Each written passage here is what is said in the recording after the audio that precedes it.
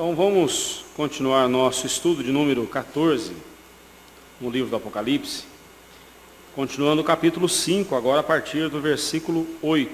Na semana passada nós vimos até o versículo 7, apesar do 7 fazer parte do bloco que veremos hoje, mas semana passada nós fomos até o versículo 7, onde nós pudemos ver Cordeiro, Cristo, e o livro selado, o livro ali fechado, selado com os 7 selos. Então agora nós veremos a partir do versículo 8, o louvor, a adoração tributada ao Cordeiro, a partir do versículo 8. Só recapitulando algumas coisas aqui para a gente se situar melhor, Então nós vimos que há muita semelhança entre o capítulo 4, Apocalipse 4 e Apocalipse 5. Há muita semelhança entre esses dois capítulos, e aí você tem ali um gráfico que mostra isso. Também destacamos que o livro que João vê nas mãos de Deus estava selado e foi dado a Cristo, ele tomou o livro, Cristo ele é quem toma o livro e abre. Nós vimos que esse livro é uma figura de linguagem para falar da história, o desenrolar da história, dos fatos, dos eventos orquestrados por Deus, determinados por Deus e orquestrados por Ele. Então, esse livro, esse rolo sendo aberto, os seus selos, quebrados os seus selos, nada mais é do que o desenrolar da história na qual os propósitos de Deus, os planos de Deus são executados. É o plano eterno de Deus. Cristo, então, João, quando ele vê o livro selado, ele então, a Bíblia diz que ele não achou alguém que fosse digno de abrir o livro. Vimos que digno, isso significa alguém qualificado para fazer essa obra. E vimos que essa obra se refere à obra também à obra da salvação. Somente Cristo pôde fazer por nós a obra da salvação. Somente Cristo pôde nos salvar e pode nos salvar. Não há outro que possa fazer isso por nós. Por isso, Jesus é este que é digno de abrir os selos e concretizar a história, os fatos da história e, acima de tudo, realizar a nossa salvação. Outro ponto importante aí é os nomes que são dados ao Senhor Jesus. Ele é o leão da tribo de Judá e a raiz de Davi. Esses nomes apontam tanto para a sua natureza divina quanto para a sua natureza humana. Isso também nós destacamos. Destacamos também que a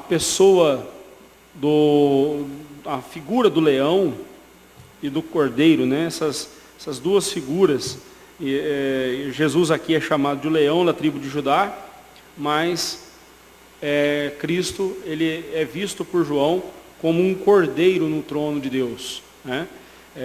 Estava ali o cordeiro em pé, um cordeiro como que tendo sido morto, versículo 6. E vimos que o cordeiro, a figura do cordeiro, ela comunica a ideia de paz, redenção, paz com Deus. Estamos pacificados com Deus. Cristo nos pacificou diante de Deus, estabeleceu a paz entre nós e Deus, e também porque Ele nos redimiu, a redenção. O cordeiro sempre era o elemento usado nos sacrifícios, nos holocaustos, quando se pedia perdão a Deus. Então era o elemento principal ali do holocausto. Então, da mesma forma, apontando para o Senhor Jesus, nós temos aqui agora então a pessoa de Jesus Cristo, o nosso Redentor.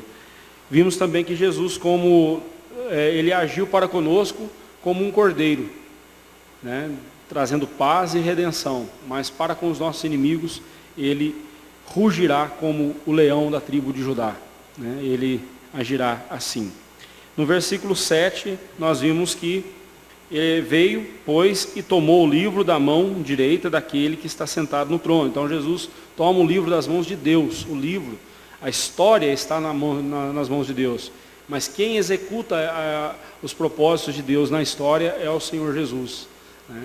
Tudo por meio de Cristo. É isso que Paulo quis dizer lá em Romanos, quando ele fala, porque dele, e por ele, e para ele são todas as coisas, lá em Romanos 11:36, né? Porque dele, por ele, para ele são todas as coisas, tudo é por meio de Jesus, né? Bem, isso posto, então vamos lá, versículo 8, a adoração tributada ao Cordeiro, né? Segue-se agora o resultado lógico da dignidade de Cristo em abrir o livro e de governar o universo e a sua história. O resultado lógico é o louvor. Tudo é para o louvor da sua glória, tudo é para o seu louvor. Tudo concorre para o louvor da glória de Cristo. E João diz, e quando tomou o livro, os 4 seres viventes e os 24 anciãos prostraram-se diante do Cordeiro, tendo cada um deles uma harpa e taças de ouro cheias de incenso, que são as orações dos santos. Em Apocalipse sempre a gente vê isso, né? Volta e meia, o próprio texto nos dá o significado de uma figura. Aqui, por exemplo, quando fala das taças, né, da harpa e das taças cheias de incenso, já explica o que é. São as orações dos santos, né? Vamos entender isso melhor, né? Todos os seres humanos redimidos, bem como os seres angelicais fiéis ao Senhor, caíram diante de sua glória e majestade, né? Dobraram seus joelhos ali diante de Deus. Surge aqui então uma pergunta: quem está portando as harpas e as taças? Os 4 seres viventes, né, que representam os seres angélicos ali, os querubins, ou os 24 anciãos que representam todos os crentes redimidos? Quem é que está segurando essa harpa? Olha lá, vamos ler o texto de novo.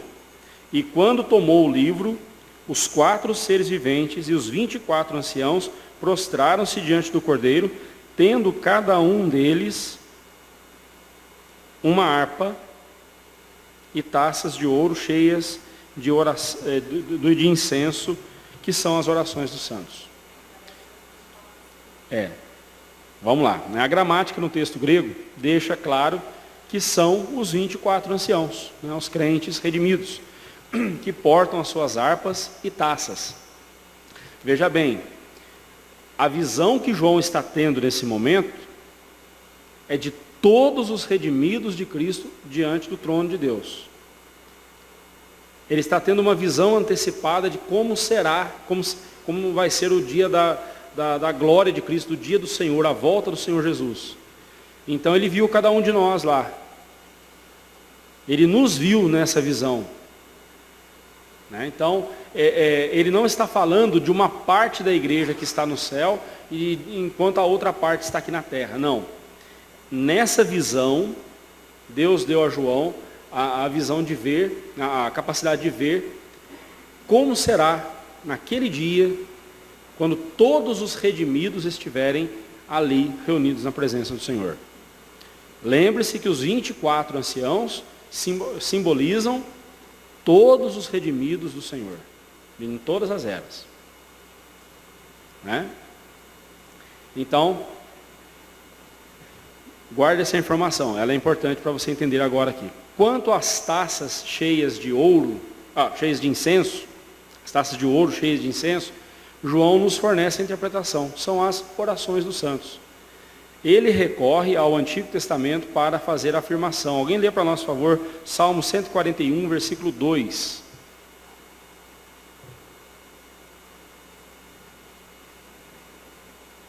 Salmo 141, versículo 2.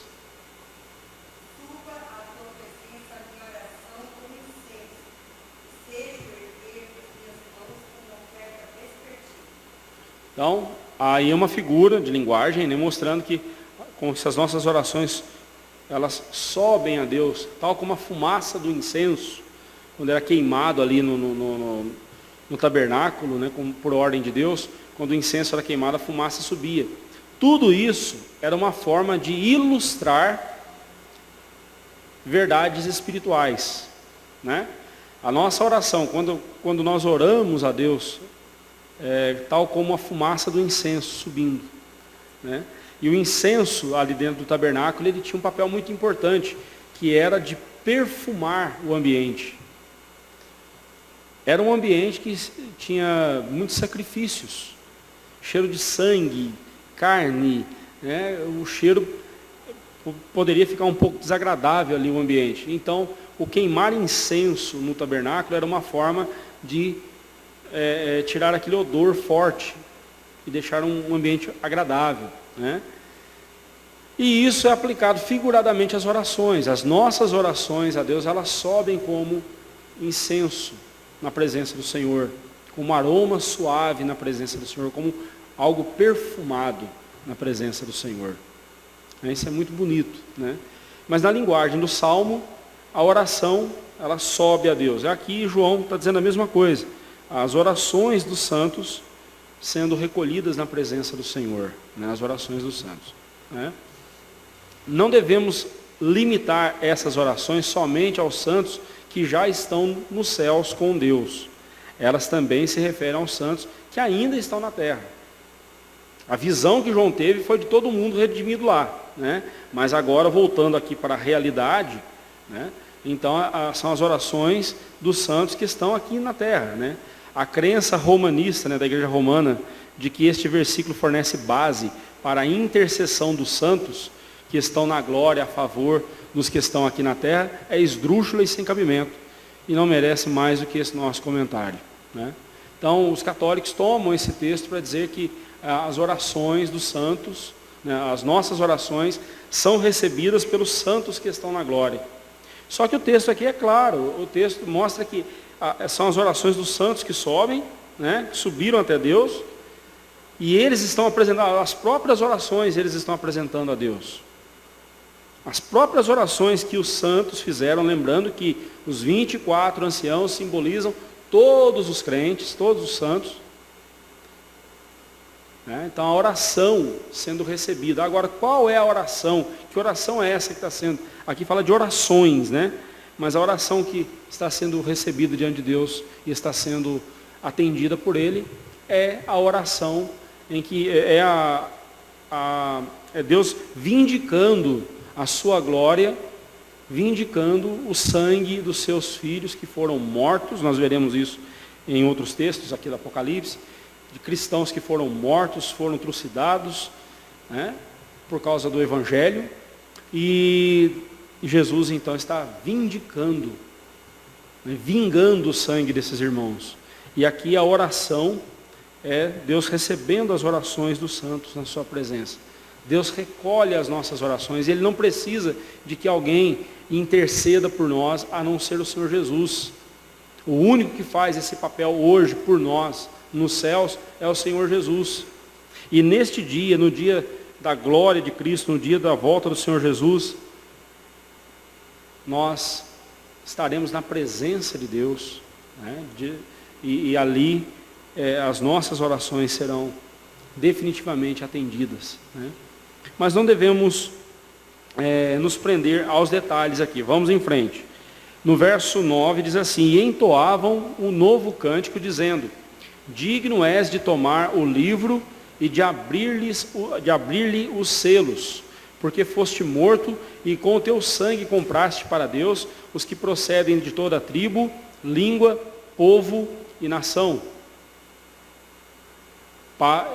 E para o nosso Deus os constituíste reino e sacerdotes, e reinarão sobre a terra. Versículo 9 e 10. Né? Lembra lá dos 4 seres viventes? Observe que aí agora fala de pessoas que foram compradas pelo sangue de Jesus, de toda tribo, língua, povo e nação. Olha o número 4 aí. Então, o número 4 lá simboliza tanto os seres celestiais, quanto os redimidos do Senhor aqui na terra, né? Os redimidos do Senhor, a criação num todo, né? Temos aqui a primeira das 3 doxologias. Doxologia é uma palavra de louvor ao Senhor Deus neste capítulo. Diz-nos o texto que eles entoavam novo cântico, né? Em cada novo ato de redenção divina, um novo cântico brota dos lábios dos redimidos. Jesus é digno de abrir o selo, abrir o livro, Ou seja, comandar o universo e a sua história. Porque com a sua própria vida, ele comprou os eleitos de Deus. No texto deixa bem claro, né? Digno és, porque foste morto e com o teu sangue compraste para Deus os que procedem de toda tribo, língua, povo e nação. O verbo comprar, aqui tem um significado muito especial. Lá no grego é o verbo agorazo, que significa resgatar, redimir, comprar no mercado de escravos. Literalmente isso. Nos tempos antigos havia essa prática de vender escravos, né? Quando um escravo fugia e era capturado, ele era levado para o mercado de escravos. O dono desse escravo, se ele quisesse tê-lo de volta, tinha que comprá-lo novamente. Ele tinha que comprar novamente. Então o verbo agorazo, comprar, aí tem essa conotação. Cristo nos comprou, nós éramos de Deus. Por causa do pecado, fomos afastados, separados de Deus. E Cristo literalmente foi no mercado de escravos do pecado e de lá nos comprou com seu próprio sangue para Deus.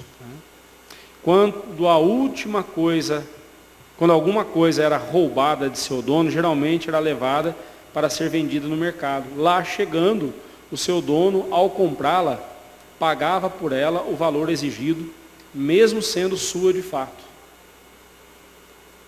Cristo pagou por nós quando o pecado nos tomou da presença de Deus. E Ele nos comprou, mesmo nós já sendo dele. Ele nos comprou para Deus.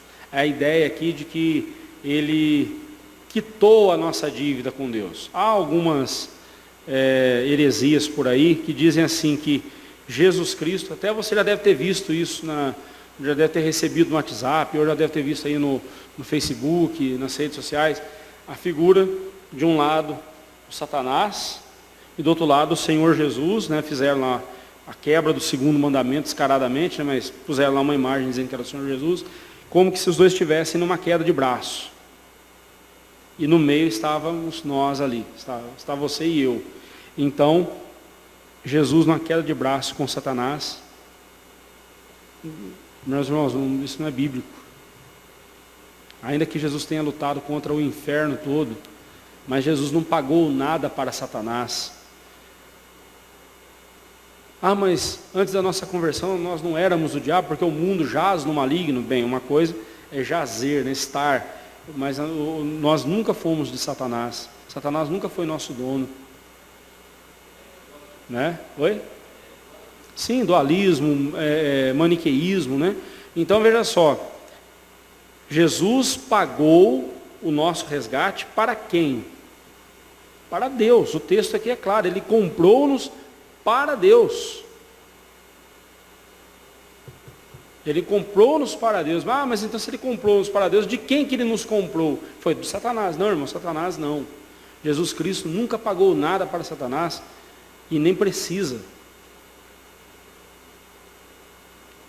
É inconcebível essa ideia de Jesus devendo algo, ou Deus devendo algo para Satanás. Isso é um absurdo, é uma heresia.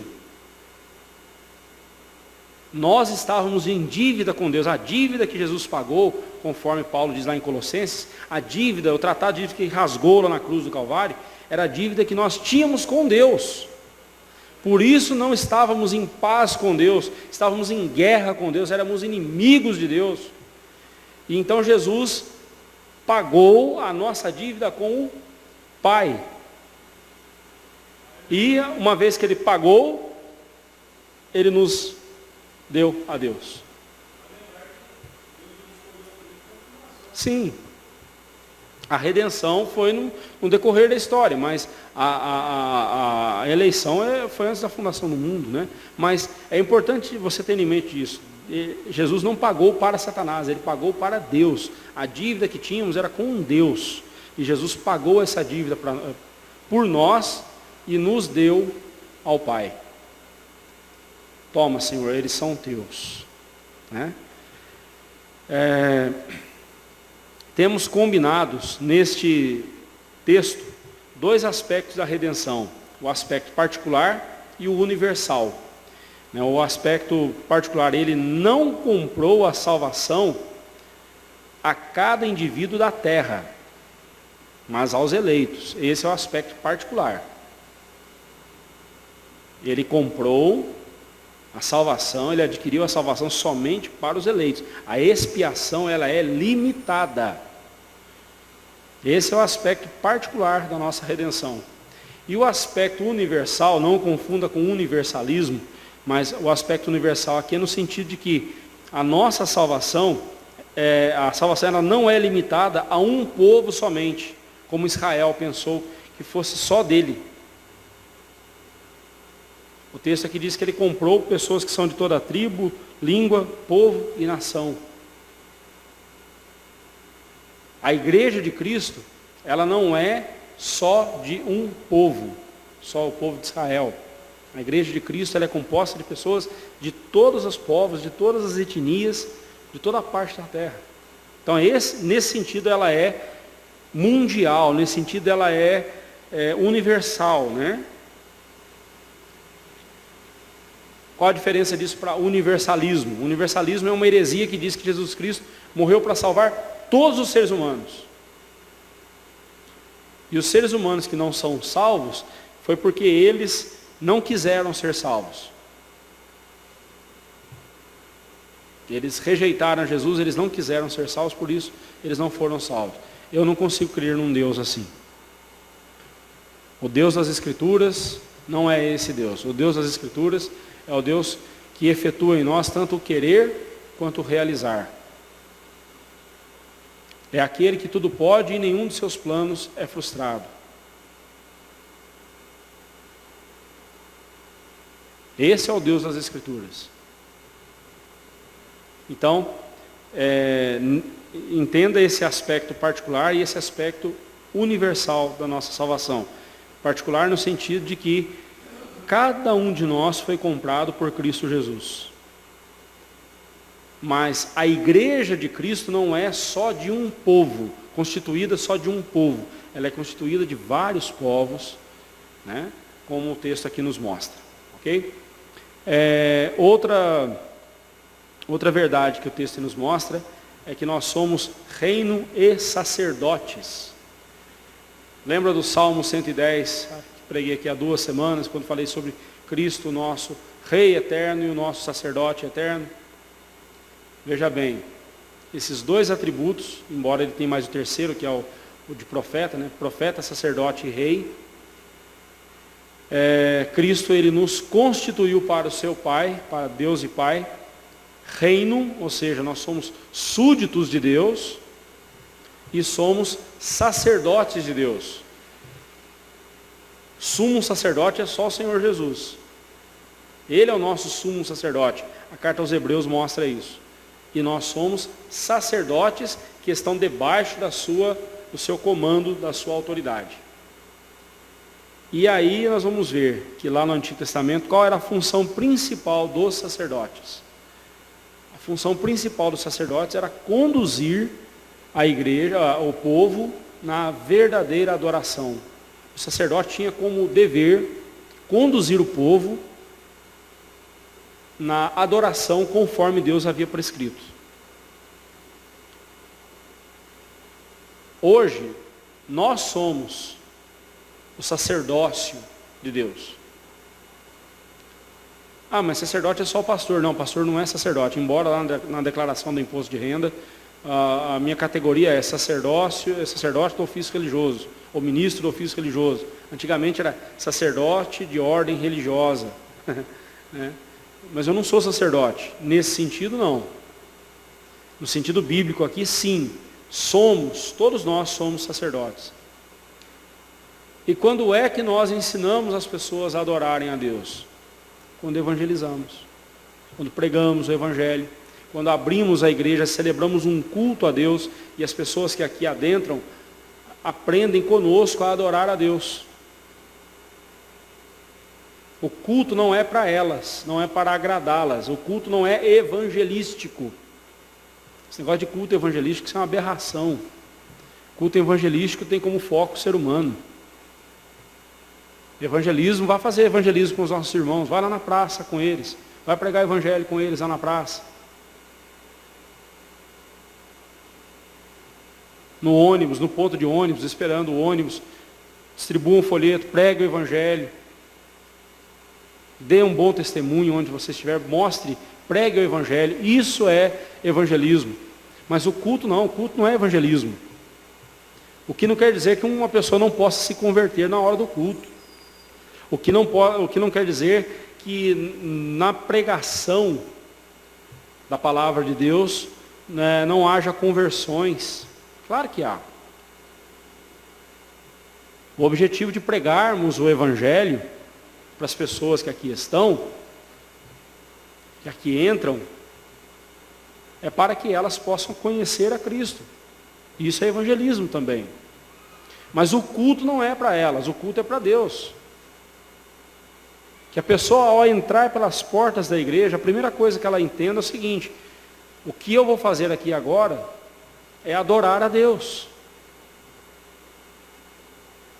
Porque essa é a atividade mais importante que nós temos.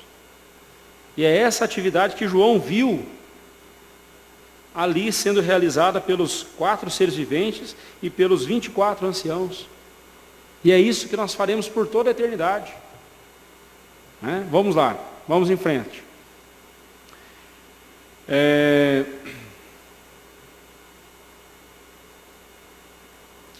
Diz o verso 11: Vi e ouvi uma voz de muitos anjos ao redor do trono, dos seres viventes e dos anciãos, cujo número era de milhões e milhares de milhares. Apesar da expressão milhões de milhões ou milhares de milhares no texto grego, é 10 mil de 10 mil, ali a contagem não é como na nossa língua.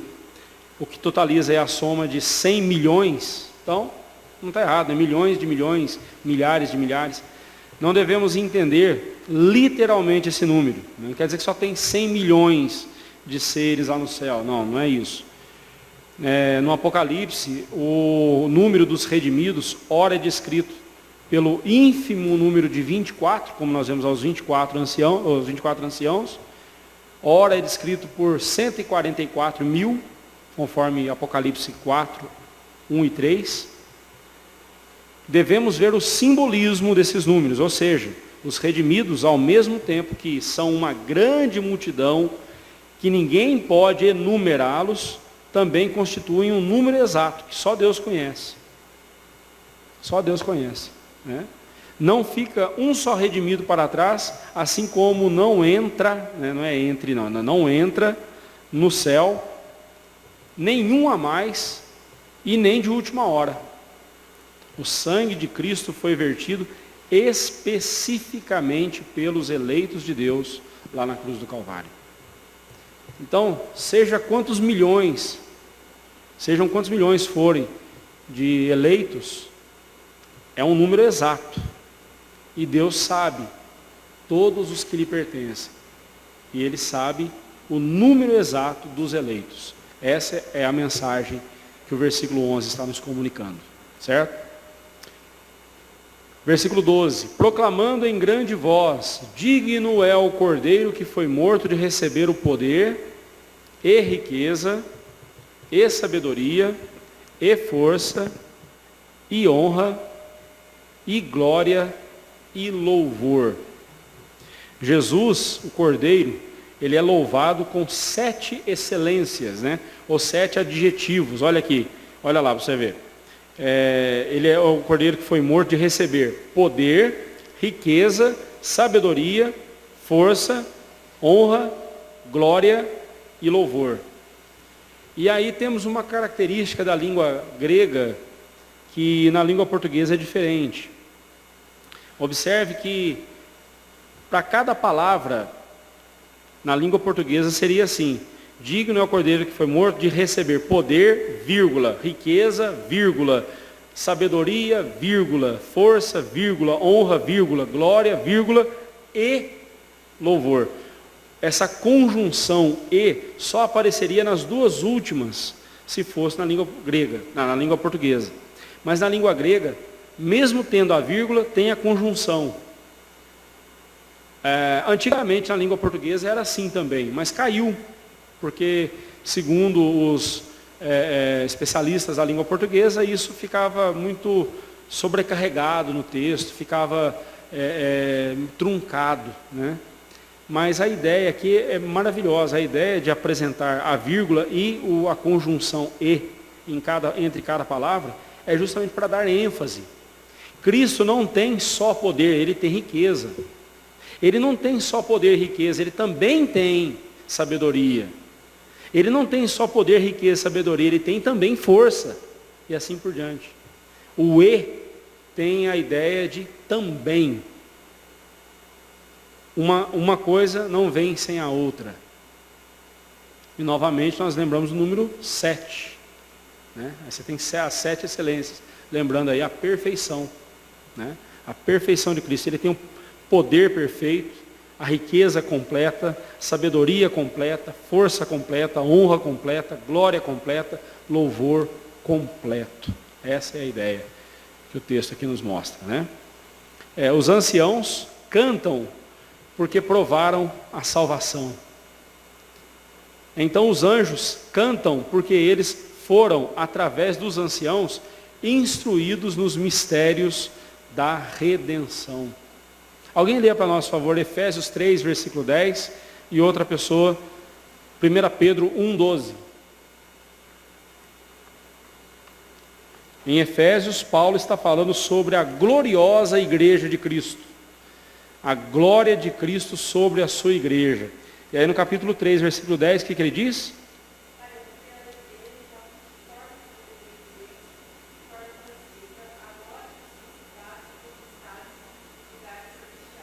Olha aí, principados e potestades aí, são os seres celestiais, os seres angélicos, seres espirituais, inclusive demônios aí, né? Tudo que Cristo fez pela igreja,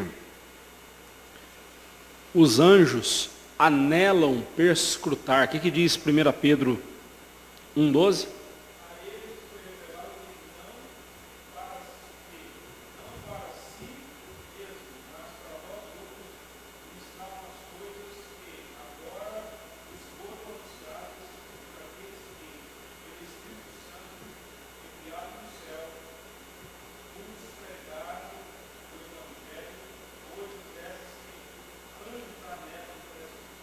Perscrutar, né?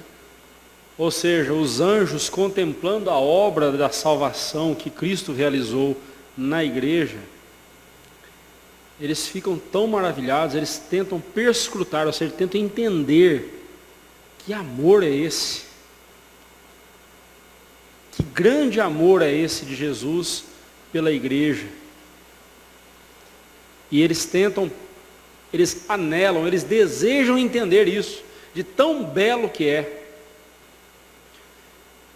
E nós muitas vezes, irmãos, não fazemos caso do amor de Cristo por nós. Muitas vezes. Não fazemos a mínima ideia do amor de Cristo por nós. E por isso mesmo nós não louvamos a Cristo como deveríamos. Observe que o verdadeiro louvor, como nós veremos aqui, ele é fruto de plena consciência do amor de Cristo pela pessoa. E enquanto nós não tivermos essa plena consciência do amor de Cristo por nós, nós não louvaremos a Deus tal como Ele quer e requer de nós que o adoremos. O verdadeiro louvor não é a gente que produz. O verdadeiro louvor, o louvor que Deus requer de nós e espera de nós, esse louvor é resultado do amor de Cristo em nossa vida.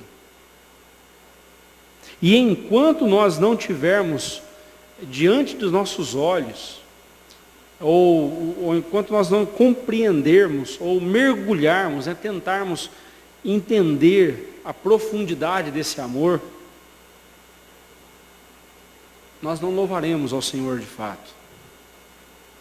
Por isso que muitas vezes o nosso louvor não tem expressão nenhuma. Sabe por quê? Porque nós não contemplamos o amor de Deus por nós, o amor de Cristo por nós. Os anjos, quando olham para a igreja e veem essa maravilha desse amor, eles anelam, eles desejam, almejam entender como pôde Cristo ter nos amado ao ponto que Ele amou, a ponto de se entregar na cruz por nós.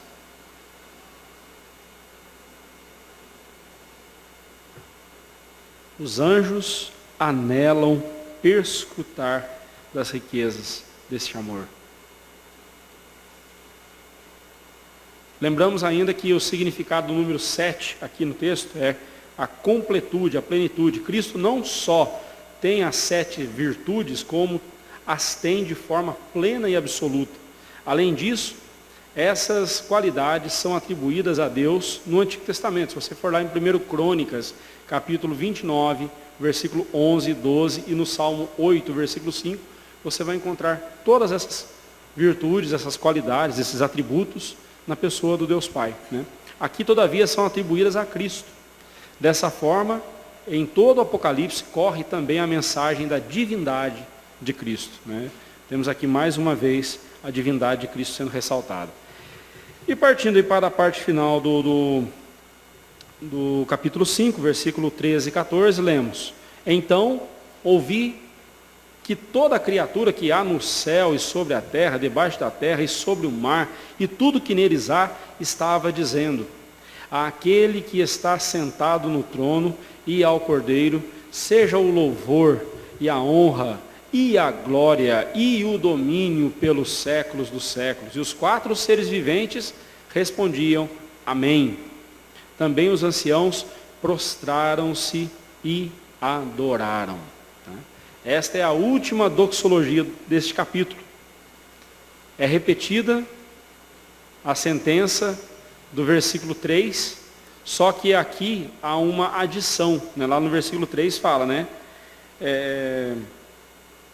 Ora, nem no céu, nem sobre a terra, nem debaixo da terra, ninguém podia abrir o livro, nem mesmo olhar para ele. E aqui repete novamente: o céu, sobre a terra, debaixo da terra, sobre o mar.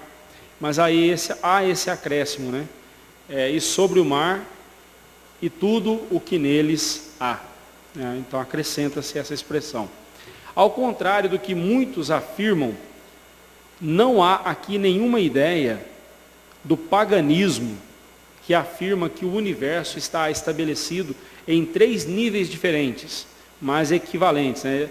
O paganismo afirma que o mundo, né, o universo está estabelecido nesses 3 níveis: um nível celeste, um nível humano e animal, e o outro que é demoníaco, o inferno, né, os demônios, né, um reino espiritual maligno. Então você tem o celeste, que é um espiritual bom, você tem o humano e você tem o demoníaco, que é maléfico, que é maligno. Isso aí é o paganismo que diz isso. A verdade é que a Bíblia nos apresenta a existência do plano divino, do plano humano e do plano demoníaco. É verdade. Contudo, há uma grande diferença. Eles não são equivalentes, ou seja, têm poder igual e competem entre si. Então, se você pegar um pagão, por exemplo, ou alguém que crê nessa ideia do universo em 3 níveis, né? Um celestial, espiritual bom, um humano, animal, e um demoníaco, espiritual maligno, ele vai dizer o seguinte: que os 3 são iguais. Os 3 são iguais em poder, os 3 são iguais em atividade. E não é isso que a Bíblia mostra para nós. A Bíblia mostra, sim, de fato, que existe uma realidade celeste, né, o céu de glória onde Cristo está. Existe a realidade material, humana, que nós estamos vivendo. E existe também o reino das trevas. Mas o que a Bíblia mostra é que tudo está debaixo do reino de Deus. No capítulo 4 nós vimos isso. O trono de Deus governa todo o universo. O trono de Deus governa todas as realidades espirituais e visíveis. Deus está no controle de tudo, né? Além disso, o plano demoníaco, né, ou seja, o inferno, não se destina somente aos demônios, destina-se também aos homens réprobos e desobedientes a Deus. Contudo, João não está vogando este assunto aqui, em Apocalipse 5:3 e versículo 13. Ele apenas está falando da totalidade do universo, quedando-se em adoração e reconhecimento da soberania de Deus. Tudo que Deus fez foi para o louvor dele. Tudo que foi criado por Deus, que existe, foi criado para o louvor de sua glória. Foi criado para o louvor de sua glória. E Deus tira o louvor de toda a sua criação. Ele extrai o louvor de toda a sua criação. O Salmo vai dizer que até crianças de peito louvam ao Senhor. Até o estalinho, como disse João Calvino, até o estalinho que o bebezinho faz quando está mamando no seio de sua mãe, quando a sua boquinha faz aquele estalinho, até esse estalo é o perfeito louvor que Deus tira dos lábios de um bebezinho. E é maravilhoso. Quem é mãe aí sabe o que eu estou falando. Quando seu filho nasceu, a primeira coisa que você fez, quando você colocou ele no seu seio, ele já deu um jeito, sem ter aula, sem ter curso, ele já aprendeu, já foi mamando, não é?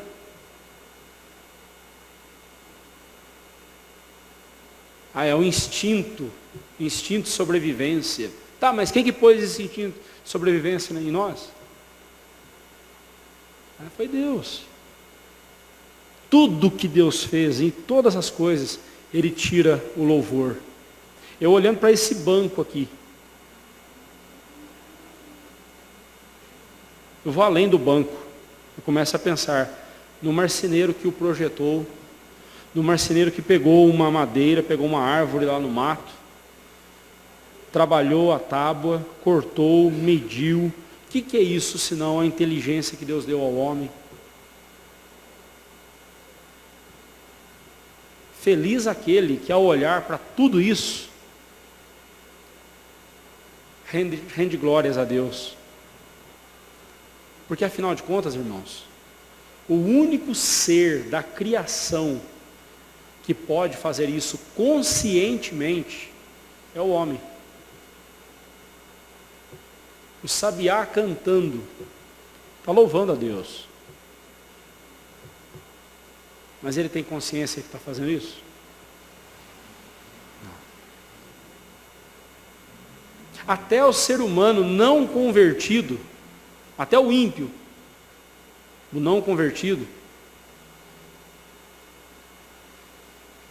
a Bíblia diz que Deus criou todas as coisas para o seu devido fim, até o perverso para o dia da calamidade. Até o ímpio não convertido, que não tem consciência alguma, e se tem também não está nem aí, não se importa, até a própria atitude irreverente dele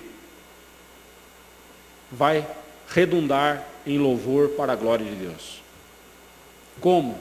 Quando Deus vindicar nesse pecador a sua glória. Porque o inferno, ele é nada mais, nada menos do que Deus vingando a sua glória que foi vituperada pelo pecado. É Deus vindicando a sua glória sobre os pecadores. Inferno não é o lugar que Satanás manda, não. Satanás não manda em nada. Ele será condenado junto também. Nesta última doxologia deste capítulo encontramos então o louvor dado a Deus, né? Aquele que está assentado no trono, diz o texto, aquele que se assenta no trono, né? E ao seu Filho Jesus Cristo, o Cordeiro. Observe lá no verso 13, aquele que está sentado no trono e ao Cordeiro seja o louvor, a honra, a glória, o domínio pelos séculos dos séculos. Cristo sendo louvado junto com o Pai.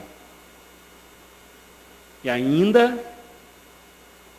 os unitaristas, como as Testemunhas de Jeová e outras seitas unitaristas, né, que não creem que Jesus Cristo é Deus, eu não sei como que eles fazem com um texto como esse. Porque o único ser que haverá de ser louvado junto com o Pai será o Senhor Jesus. Nenhum outro apóstolo, membro de igreja, pastor, nenhum outro ser será louvado a não ser Jesus Cristo e o Pai, e obviamente o Espírito Santo. O que é isso, senão uma das provas mais claras da divindade de Jesus? Porque se Deus mesmo disse lá em Isaías 42, a minha glória eu não dou a outrem, eu não vou dividir a minha glória com ninguém, muito menos com as imagens de escultura.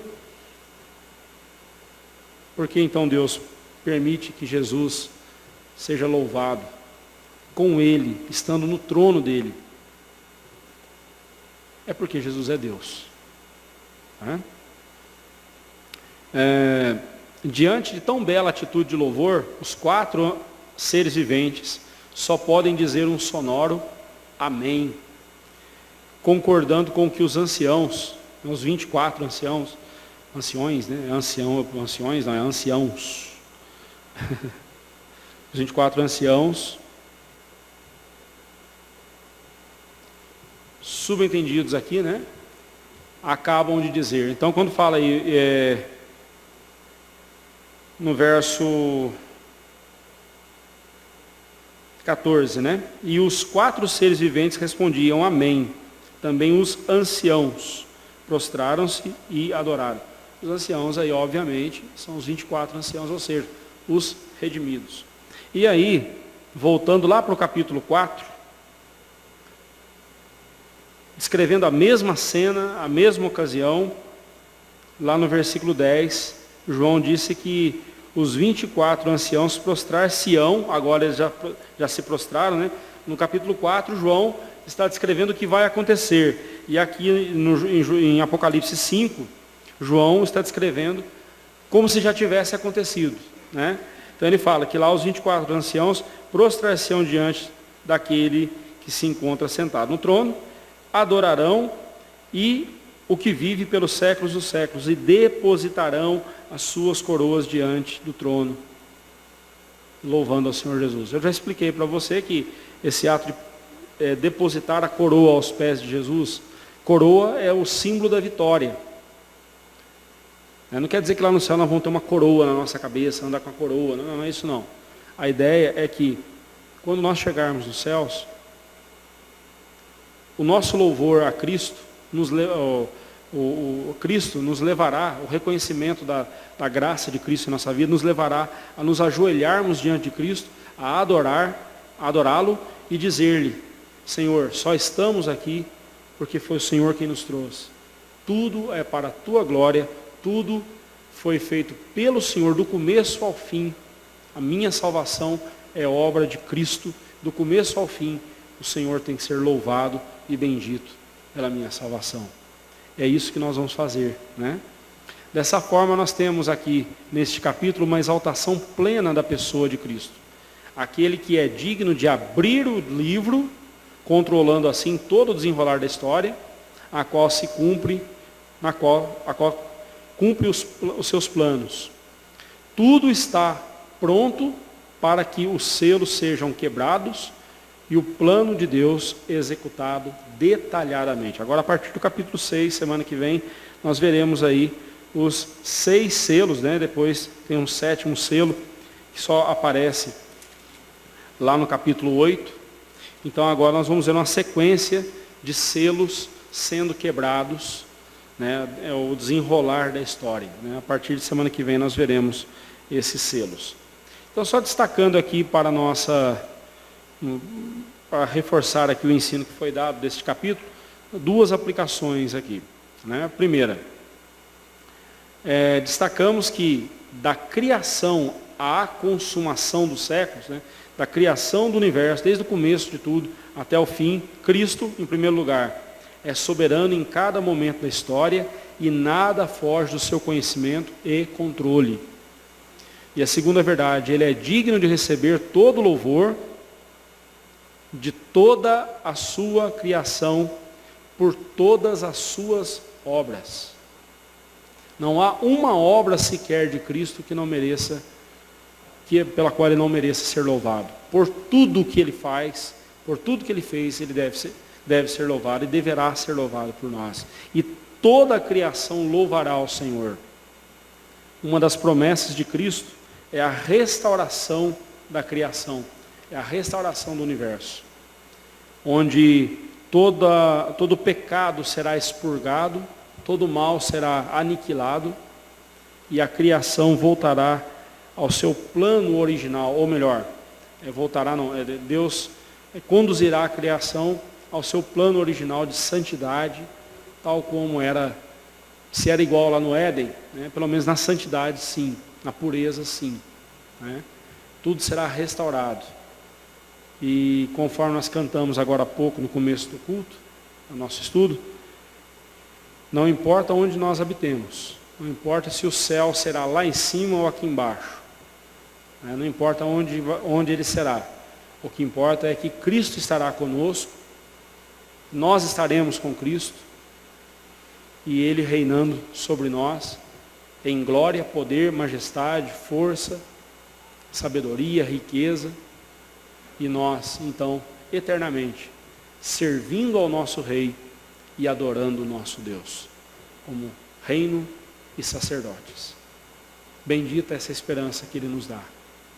Não percamos jamais essa esperança, e não permitamos que nada tire essa esperança do nosso coração. Pelo contrário, alimentemos cada vez mais essa esperança em nossa alma, para a glória do Senhor. Amém.